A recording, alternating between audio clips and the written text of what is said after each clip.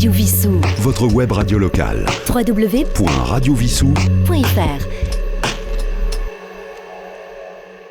Roland, votre compagnie pour la deuxième partie d'À l'écoute des livres. Je suis en compagnie de Joseph Massescaron qui vient de publier Les Remplacés aux Presses de la Cité. Joseph Massescaron, bonjour. Bonjour. Nous retrouvons un duo de héros que nous avons déjà rencontrés dans 3 endroits différents et on fait presque une petite géographie de la France. Absolument, tout à fait, oui. Là, le premier, qui se nommait La Falaise aux Suicidés, se passait en Normandie, plus exactement à Étretat. Le deuxième, dans le Var, à Roquebrune-sur-Argence, c'était La Reine Jaune. Et le troisième, en Anjou, La Croix des Ténèbres, à Baugé-en-Anjou. Et là, cette fois, à Lyon. À Lyon et beaucoup plus loin ensuite. Beaucoup plus loin ensuite, oui, tout à fait. Enfin, nous aurons peut-être l'occasion d'en parler tout à l'heure. Mais nous allons déjà présenter, pour ceux qui ne le connaîtraient pas encore, vos 2 héros. Oui, les 2 héros. Alors, il s'agit de 2 personnages qui se sont connus. On l'apprend dans le premier, qui est La Falaise aux Suicidés, qui ont passé leurs vacances ensemble à Étretat. Ce sont un peu un flirt d'adolescents. Et d'un côté, il y a Paul Niersen étant l'anagramme d'Arsène Lupin, je peux le dire, puisque depuis ça a été dévoilé. Et Étretat, bien sûr, ça va de soi. Et puis un ami à elle, donc d'adolescence, qui est capitaine de gendarmerie, qui s'appelle Guillaume Lassire. Et c'est la première fois donc qu'ils se retrouvent à Étretat. Et ils vont fonder ce qu'on appelle le département S avec l'élément, bien sûr, surnaturel dans toutes les enquêtes. Et un département imaginaire dans la réalité, bien évidemment. Peut-être pas autant que ça, parce que vous savez, aujourd'hui, au 36 quai des Orfèvres, il y a bien sûr la BRI qui l'occupe, mais vous avez des centaines de mètres carrés qui sont inoccupés, personne ne sait qui s'y trouve, et parfois même, d'ailleurs, des agents de la BRI se perdent au sein du 36 quai des Orfèvres. Quoi qu'il y a eu à la fin des années 60 une série à la télévision, c'était, je crois, La Brigade de l'étrange, oui. Avec Léo Campion, qui était le principal acteur. Et il y a eu 5 ou 6 épisodes qu'on peut trouver sur les archives de l'INA. Mais aujourd'hui, notre sujet n'est pas le même. Nous allons donc retrouver nos 2 héros avec une histoire. Alors, c'est pas Chucky, mais il y a une histoire de poupée quand même très spéciale. Oui, il y a une poupée spéciale, puisque à un moment donné, il y a... Dans les premiers chapitres, il y a un enfant qui se plaint de maux de ventre une première fois, donc il passe des examens, puis une deuxième fois, et de plus en plus violent. Et en fait, les personnes veulent lui faire passer un scanner, et l'enfant, évidemment, a peur de passer dans ce hub. Et ce qui arrive parfois, j'ai demandé à des amis médecins qui font passer ces examens, ils disent c'est pas grave, on va passer ton doudou à la place, et puis tu verras, tout ça va bien se passer. Donc il passe évidemment la doudou, c'est-à-dire la poupée de l'enfant, et à l'intérieur, surprise, ils aperçoivent des os qui sont en fait des os humains. Et c'est ainsi que ça va commencer, donc, cette affaire. Il y a cet enfant, et il va y avoir une affaire, c'est toujours un sujet très très intéressant, de gémellité. Oui, parce que en fait, à chaque fois dans les romans policiers que je fais, j'essaye également. Enfin, il y a une intrigue, il y a une problématique qui est une problématique qui est toujours tirée de faits vrais.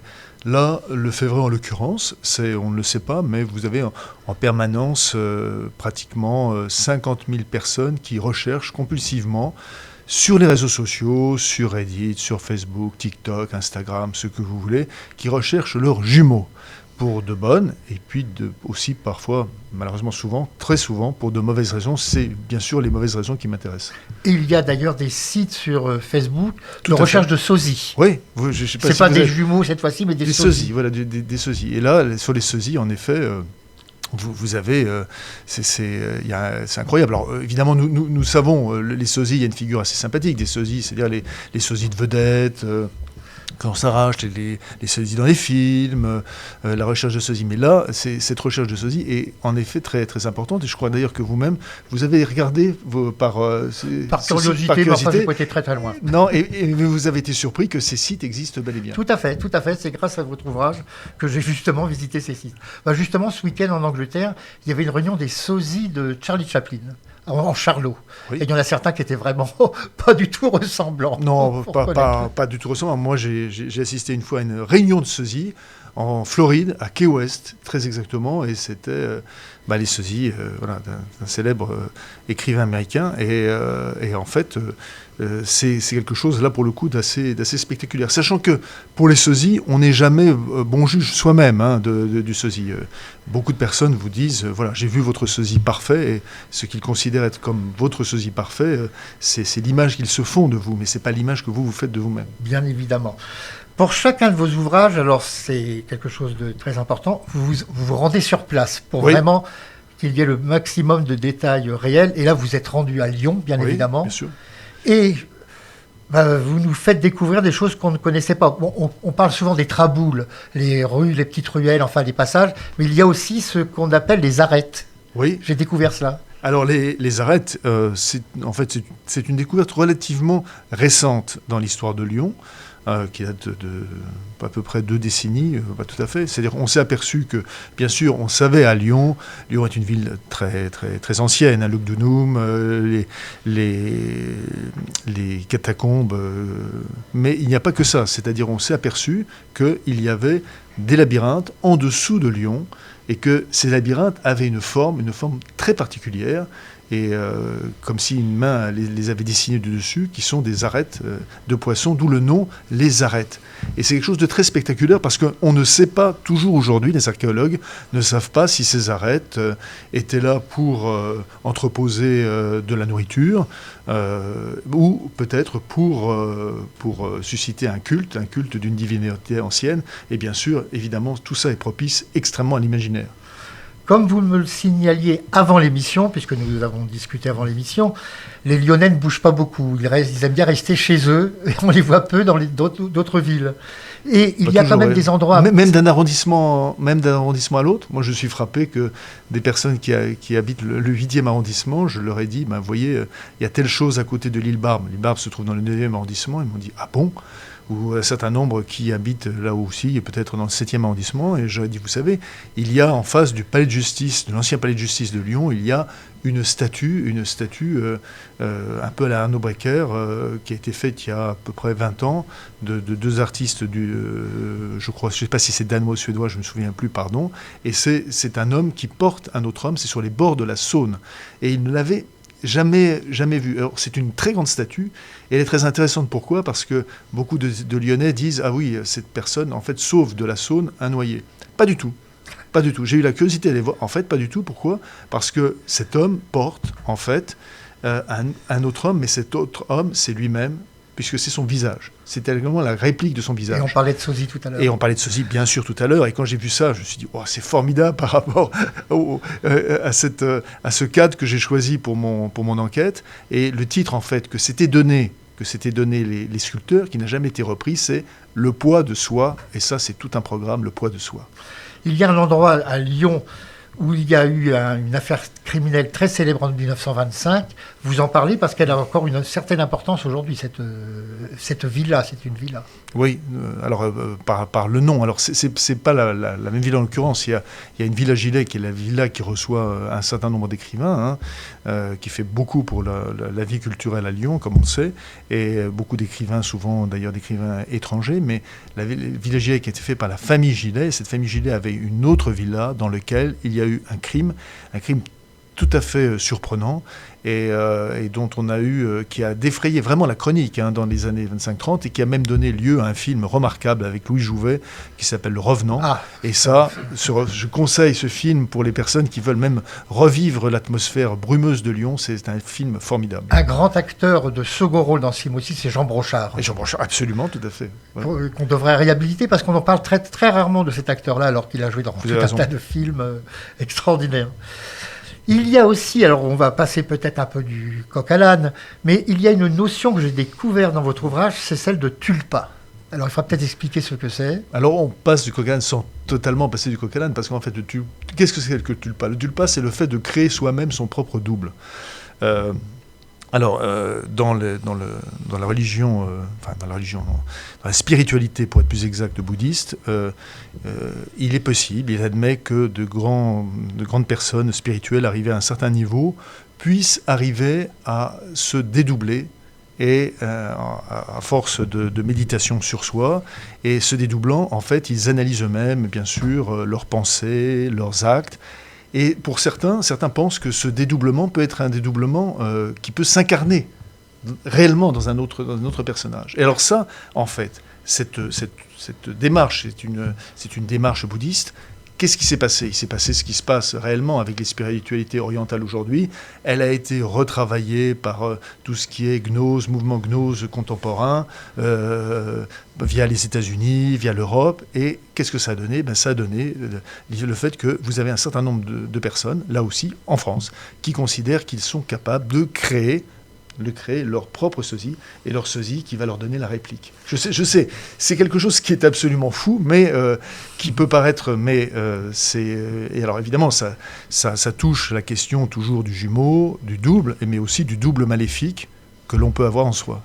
Alors, on peut rencontrer son sosie sans vraiment avoir d'atome crochu avec. C'est ce qui va se passer avec votre héroïne, qui va rencontrer dans la police d'ailleurs. Donc, il y a quand même un rapport entre les deux, mais sur le côté caractère, c'est pas spécialement ça. C'est pas le même, et elle va rencontrer en effet une personne, tout le monde dit, mais c'est ton sosie. Bien sûr, elle conteste que ce soit son sosie.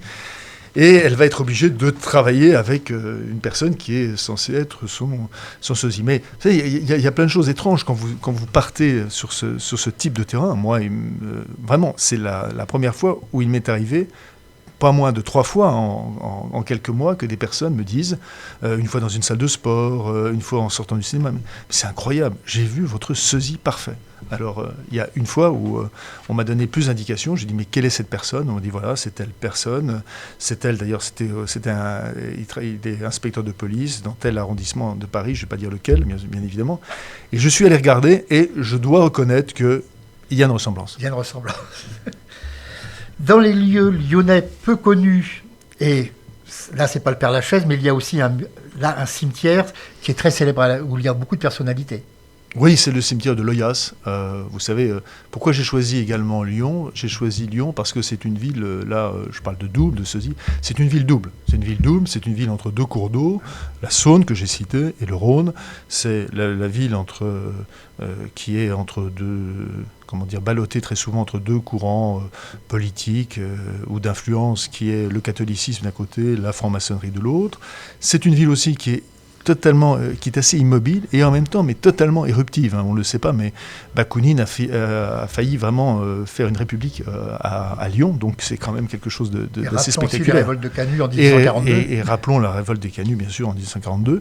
Mais c'est aussi une ville entre 2 collines. La colline où l'on travaille, Croix-Rousse, et la colline où l'on prie, c'est celle de Fourvière, ou la cathédrale de Fourvière. Et juste à côté de la cathédrale de Fourvière, derrière la cathédrale de Fourvière, il y a en effet ce fameux cimetière, le cimetière de Loyasse. Et là aussi, je dois dire qu'il n'est pas connu par tous les Lyonnais, alors que c'est le plus vieux cimetière de Lyon, que vous avez une atmosphère dedans qui est... Alors c'est vrai que je l'ai vu un dimanche matin sous la brume, très tôt, avec les corbeaux qui croassaient autour, et vous avez à la fois des monuments qui sont des monuments pharaonesques, les dynasties de soyeux lyonnais qui ont construit des choses mais absolument extraordinaires qu'ils considéraient pour l'éternité, et puis d'autre côté, des familles qui se sont éteintes, à l'inverse de ce qu'ils avaient prévu, et vous avez donc des monuments qui croulent sous le lierre, les portes sont rouillées, elles grincent avec le vent, enfin, c'est une atmosphère qui est une atmosphère extrêmement particulière, et c'est pour ça d'ailleurs que le début de ce roman commence précisément au cimetière de Loyasse. Au cimetière. Nous allons ensuite beaucoup voyager, puisque nous allons partir très loin, nous allons partir en Turquie. Oui. Dans quelles circonstances, sans trop dévoiler l'histoire ? C'est lié justement à cette production parce qu'on s'est apercevoir que cette poupée qui contient des os humains, il y a d'autres poupées qui existent, et donc de fil en aiguille, on va reconnaître que ces poupées proviennent d'un endroit particulier en Turquie, et que finalement ces poupées, c'est aussi, si je veux dire, la face cachée, le masque d'un autre trafic en Turquie, qui est le trafic qui consiste en fait à à remodeler le physique ou le visage. Parce que vous savez, en Turquie, beaucoup de gens, peut-être un certain nombre de personnes qui nous écoutent, connaissent des gens qui sont allés en Turquie pour refaire une implantation capillaire ou ce genre de choses. Ou les dents également. Ou les dents, ou plein de choses. Mais ce qu'ils ne savent pas, c'est que c'est beaucoup plus important que ça en Turquie. C'est-à-dire que vous pouvez vous trouver, il y a des établissements qui vous proposent de gagner, si je puis dire, entre guillemets, 10 à 15 cm, par exemple, hein, ce qui n'est pas rien. Et c'est une industrie qui rapporte des milliards et évidemment qui est contrôlée dans ces cas-là par la mafia turque. Et en plus, lorsqu'il y a des problèmes de santé ensuite, on ne peut pas se retourner contre le chirurgien. C'est difficile de se retourner contre le chirurgien, oui, absolument. Est-ce que vous avez d'ailleurs fait un salon du livre à Lyon depuis la sortie du livre ? Alors oui, bien sûr, j'étais invité. Parce que je pense qu'il y a quand même des Lyonnais qui se... Oui. Tout à fait. Précipité dessus. Oui, absolument. J'ai eu la chance d'être invité à Quai du Polar, qui est la grande manifestation. Vous savez, il y a toujours entre 120 000 et 130 000 personnes qui se rendent. C'est énorme hein, de visiteurs. Vous n'avez pas simplement d'ailleurs des visiteurs de Lyon. Vous avez des visiteurs de toute la France, de Digne, de Berck, de Wissous, j'en doute pas. Enfin, vraiment de partout. Et j'étais donc j'ai pu avoir un vrai débat d'ailleurs avec ses amis qui étaient lyonnais. Et ils ont été, je dois dire, c'est un peu orgueilleux de le dire, mais ils ont été surpris de ma connaissance de Lyon. C'est-à-dire que je pouvais en effet leur parler de Lyon, qui est une ville totalement splendide, avec des maisons magnifiques, en plein centre-ville, des zones qui sont des zones totalement laissées à l'abandon. C'est spectaculaire. Et puis des zones comme la Guillotière, qui sont des territoires perdus de la République, où vous ne pouvez pas... je m'y suis aventuré, mais c'était vraiment à mes risques et périls. Et si des personnes veulent s'y aventurer, je leur conseille d'avoir une bonne paire de baskets. Et dans ces salons, en dehors même de Lyon, je pense que vous avez des lecteurs fidèles de cette série qui vous posent tout un tas de questions, entre autres sur les relations dans le duo. Oui. Est-ce qu'il y a une histoire d'amour ou pas ? D'ailleurs, il y aura peut-être une petite indication dans ce volume-là. Il y a dans celui-ci une indication. On peut dire qu'il y a une indication. Il y a une indication qui n'est pas l'indication que l'on attendait. Tout à fait. J'ai résolu je pense avoir en partie, non pas résolu, mais répondu sans répondre. Non, c'est vrai qu'il y a beaucoup de personnes. C'est ça qui est... Au départ, lorsque j'ai commencé cette série, il n'y avait vraiment aucune stratégie éditoriale derrière. Je ne me suis jamais dit, je veux faire une série avec des héros. Non, c'est progressivement. Le premier, c'était normal. Le deuxième, oui, parce que l'intrigue était compliquée. Je voulais garder ces héros les deux héros pour cette raison. Et puis ensuite, après, est venu le troisième, puis le quatrième. Et les personnes me posent des questions, se sont attachées. Certains ont lu le troisième, ils lisent le premier. Enfin, il y a quelque chose qui s'est créé autour du département S. Et ça, avec des retours, avec des personnes qui prennent des photos sur les lieux, qui m'envoient leur avis. Et ça, c'est évidemment précieux. Et puis, il y a des personnes qui disent, maintenant, il faut qu'il conclue. Il faut qu'il conclue. Hein, parce que ça ne peut pas quand même continuer comme Madame est servie. Hein, voilà.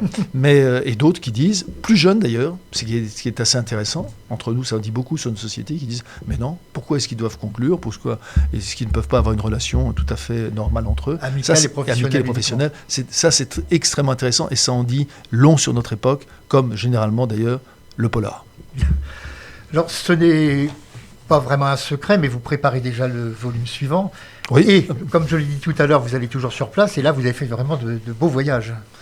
Oui, c'était la troisième fois où je me rendais en Louisiane, puisque j'ai choisi que ces deux héros continuent leur aventure, le département S, et quoi de mieux que la Louisiane, avec bien sûr les fantômes, les bayous, le vaudou. Et des références de cinéma également. Et des références de cinéma. Pour moi, c'est un immense film, Angel Heart, avec Mickey Rourke et De Niro. C'est un film absolument extraordinaire. Le moment où Lucifer bien sûr, et de Robert De Niro épluche un œuf avec des ongles qui sont des ongles manicurés et carrés. Je m'en souviendrai tout le temps. C'est un grand moment de la filmographie, pas simplement américaine. Mickey Rourke ne faisait pas de navet comme il a pu malheureusement se faire pour survivre ensuite. Oui, parce que peut-être qu'il s'est approché trop près du soleil. C'est possible. Nous allons donc bientôt arriver au terme de cette émission. Il y aura donc ce 5e tome. Il faut compter 1 an à peu près entre 2 tomes. Oui, là un peu plus. Je pense que ce sera 1 an et demi. Oui, toujours aux presses de la Cité. Les remplacer. Il y aura peut-être, mais là on va pas en parler, on en a parlé entre nous tout à l'heure, mais le 6e tome, vous savez à peu près où ça va se passer. Mais ça, comme on n'en est pas encore au 5e, oui, tout à fait. Oui, attendons-le. Je suis en train d'écrire le 5e déjà. Voilà. Je pense qu'il y aura donc le vaudou, les fantômes et beaucoup d'autres choses. Ah oui, parce que la Louisiane... Et la musique aussi. La Louisiane est extrêmement riche parce que quand vous débarquez en Louisiane, par rapport à d'autres lieux aux États-Unis que je connais bien, vous n'avez pas l'impression de déjà-vu. Vous allez à New York, vous êtes admiratif, bien sûr. Ou Washington, vous êtes admiratif, ou Los Angeles. Mais vous avez une impression également de déjà-vu. C'est-à-dire que comme s'il n'y avait pas de perspective. Or, en Louisiane, il y a quelque chose qui manque parfois aux États-Unis, c'est la perspective historique. Et en musique, il y aura certainement peut-être Zachary Richard. Bien sûr, oui. Bien évidemment, les Cajuns, on parlera des Cajuns. Joseph Massescaron, je vous remercie beaucoup d'être venu jusqu'à Vissou aujourd'hui. C'est un plaisir. Le titre de votre ouvrage, Les Remplacés, c'est aux presses de la Cité. C'est un ouvrage... Moi, le problème, c'est que quand je commence un ouvrage comme ça, je passe pratiquement ma nuit dessus parce que je ne veux pas l'arrêter avant le mot fin. C'est encore ce qui m'est arrivé cette fois-ci, d'ailleurs. Alors, pour celui-ci, on me l'a dit, mais d'une manière vraiment exponentielle par rapport au précédent. Voilà. 349 pages, donc, et 22 €, prix tout à fait abordable. Vous serez dans quelques jours dans d'autres salons du livre, certainement. Vous pouvez les citer, si vous voulez.